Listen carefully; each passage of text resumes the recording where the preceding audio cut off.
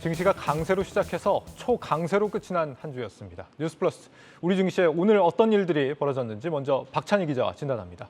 박 기자. 네, 오늘 우리 증시는 미국 CPI가 살렸다라고 볼 수 있겠습니다. 환율을 짚고 가지 않을 수가 없습니다. 미국의 10월 소비자 물가지수가 예상치를 하회하면서 미국의 연준의 긴축 속도 조절 기대감이 커졌는데요. 국채금리와 달러화가 약세를 보이면서 오늘 원달러율은 59원이나 떨어지면서 1,410원 선까지 내려왔습니다. 엄청나네요. 네, 달러화 급락에 필라델피아 반도체 지수가 10% 넘게 급등했는데요. 이는 국내 증시의 대들보 역할을 하는 반도체 업종의 상승으로 이어졌습니다. 삼성전자는 4% 넘게 오르면서 5개월 전 가격을 되찾았고 SK하이닉스도 5% 가까이 상승했습니다. 네. 오늘 KLX 반도체 지수는 전일 대비 5.42% 상승했습니다. 간밤 기술주 중심의 나스닥 지수가 급등한 점은 국내 증시의 이 성장주 상승에도 불을 지폈습니다. 박스권 내에서 지지부진한 모습을 보여왔던 이 국민 성장주 네이버와 카카오는 오늘 각각 10%, 15% 가까이 급등했는데요. 네카오는 한 달 전 가격을 되찾았습니다. 이와 함께 인터넷과 게임주 역시 오늘 강세를 보였습니다. 이 밖에 가상화폐 시장이 안정세를 보인 점도 위험자산 선호 심리를 다시 끌어올렸습니다. 오후 4시 기준 비트코인은 전거래일 대비 3.69% 오르고 있었고 이더리움은 7.56% 상승했습니다. 예. 간밤에 미 CPI 발표 이후에 나스닥이 정말 엄청나게 올랐는데 기록적인 수준 아닙니까? 맞습니다. 간밤 나스닥 지수는 정확하게 7.35% 올랐습니다. 네. 이게 어느 정도냐면 나스닥 1일 등락률 중에서 역사상 5번째로 높은 수준입니다. 그렇군요. 1, 2위는 이 리먼 브라더스 파산 사태로 촉발됐던 글로벌 금융위기 때 나왔던 것이고 또 3, 4위는 지난 코로나19 팬데믹 때 발생했던 겁니다. 이에 따라 이 금융시장에 큰 충격을 안겨준 이 두 사건 직후에 발생했던 상승률의 이 버금가는 그런 반등이 간밤에 나왔던 겁니다. 예. 이에 따라 일각에서는 반등이 너무 과한 것 아니냐 이런 우려도 나왔습니다. 10월 CPI가 전년 동기 대비 7.7% 상승하면서 시장 예상치였던 7.9%에 비해 0.2%포인트 하회하는 데 그쳤기 때문입니다. 그러나 주목해야 할 점은 이 7이라는 숫자입니다. 미국 물가는 러시아와 우크라이나 전쟁으로 인해서 7개월 연속으로 8%가 넘는 상승률을 기록해왔는데요. 지난 2월에 기록한 7.9% 이후 처음으로 7%대로 떨어지면서 전쟁 발생 직전 수준으로 내려온 겁니다. 월가 예상치와 비교해봐도 상당히 선전한 것을 알 수 있습니다. 적게는 7.8%에서 많게는 8.1%의 상승을 예상했기 때문에 이번 결과는 이 투자 심리에 불을 지피기에 충분했습니다. 그 간밤에 물가 상승률이 주로 어떤 부분에서 둔화가 됐습니까? 네, 그동안 물가지표 상승의 중심에 있었던 이 중고차 가격이 크게 하락했습니다. 중고차 가격은 전월 대비 2.4% 하락하면서 9월 1.1% 하락해서 낙폭이 확대됐습니다.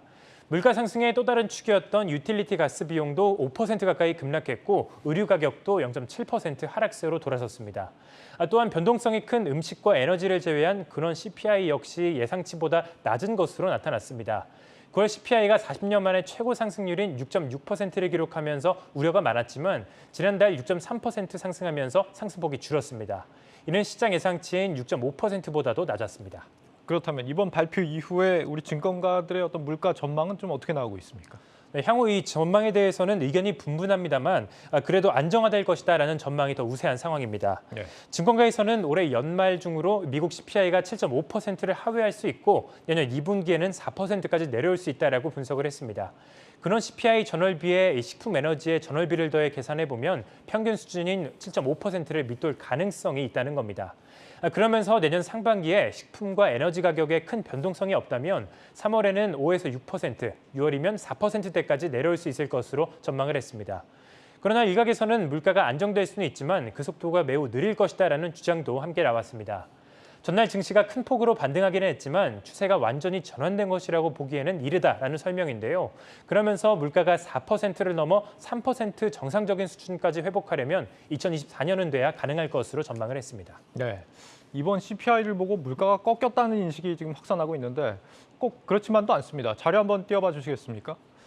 네, 이번 지난해 지금 CPI 이번 미국의 CPI입니다. 이번 CPI를 보면 지난해 10월과 올해 10월의 미국 CPI죠. 물가가 오르기 시작한 게 지난해 10월부터라는 걸 알 수가 있습니다. 올해 10월 7.7%는 작년 10월 대비 7.7% 올랐다는 뜻입니다. 그러니까 지난해 10월부터 물가가 오르기 시작했다라고 한다면 올해 10월에는 당연히 물가가 그만큼 덜 오른 것처럼 보입니다. 네. 이런 걸 우리가 기저효과라고 부릅니다. 그렇다면 실제 이 미국의 물가 상승률이 어떠냐? 이건 이제 전년 동월비가 아니라 전월비 데이터로 비교해서 보면 더 정확하게 알 수 있습니다. 네, 10월 CPI 9월과 마찬가지로 전월비 0.4% 올랐습니다. 물가 상승세가 꺾이기는커녕 그대로 지금 이어지고 있는 겁니다. 기저유가 때문에 앞으로 뭐 상승폭이 어쨌거나 뭐 전년비 상승폭은 계속 떨어지긴 하겠습니다만 네. 그래서 이제 긴축 속도 조절의 어떤 근거로서 활용이 될 수는 있겠습니다만 민생은 앞으로도 계속 고달플 것이다 이런 얘기입니다. 어쨌거나 뭐 이 얘기는 앞으로 이제 고 웨스트에서 이어서 들어보기로 하고요. 네. 어쨌거나 이번 물가 지표로 투자자들 심리가 좀 크게 달라지고 있는 것만큼은 분명해 보이죠. 네, 잠잠했던 이 증시 바닥론에 조금씩 힘이 실리고 있습니다. 10월 CPI로 인해서 물가 상승세가 꺾이기 시작했음을 확인한 연준이 긴축 속도를 조절할 것이다라는 기대감이 커졌기 때문인데요. 이에 따라 이 국채 금리와 달러 강세가 진정되고 오늘같이 원달러 환율에 큰 조정이 나온다면 이 외국인의 수급이 확대되면서 국내 증시 상승으로 이어지는 그런 긍정적인 선순환 효과가 나올 수 있습니다. 업종별로는 이 그동안 인플레이션의 충격을 가장 크게 받았던 반도체와 성장주 그리고 소매 업종을 중심으로 강한 반등이 나올 것으로 전망이 되는데요. 반도체와 소매 업종은 높은 물가로 인해서 비용이 치솟으면서 수익성에 큰 타격을 입은 바 있고요. 성장주는 물가를 잡기 위한 연준의 고강도 긴축의 희생양이 됐었습니다. 보통 성장주는 미래 현금 흐름을 주가에 반영하기 때문에 연준의 기준금리 인상이 성장주의 큰 악재입니다. 따라서 연준의 긴축 속도를 늦춘다면 낙폭이 컸던 반도체와 성장주가 증시 주도주가 될 수 있습니다. 또한 물가 하락에 소비 심리가 살아나면 소비주 역시 주도주에 올라탈 가능성이 높습니다. 네, 알겠습니다. 다음 주에는 어떤 일정에 좀 주목을 해봐야 될까요? 다음 주에도 증시 변동성을 높일 만한 이 중요한 일정이 대거 예정돼 있습니다. 월요일에는 미중 정상회담이 예정돼 있습니다. 화요일 날 개최되는 이 G20 참석을 위해서 인도네시아를 방문한 바이든 대통령과 이 시진핑 주석의 첫 대면 회담이라는 점에서 시장에 관심이 쏠리고 있습니다. 그리고 이번 G20 회담에서는 푸틴 러시아 대통령이 참석하는데요.